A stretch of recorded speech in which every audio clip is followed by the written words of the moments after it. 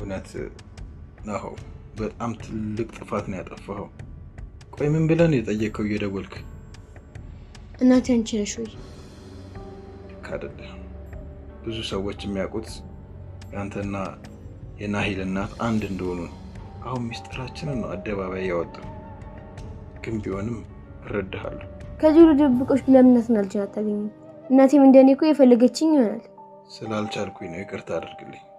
ቃሌንም ያልጠበቅኩት ነገሩ ከአቅሜ በላይ ስለሆነና አንተም የረሳኸው ስለመሰለኝ ነው።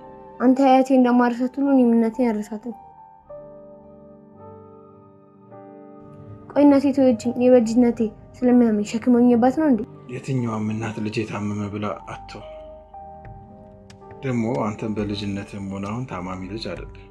የትብሬት ያቤት የሚባል ልጅ አለ ታማሚ። እናቱ ጠላው ሄዳ ነው ስለታመመ። ብዙ እናቶች አሉ ታማሚ ልጆቻቸውን በዊልቸር እየገፉ ትምህርት ቤት የሚያደርሱ።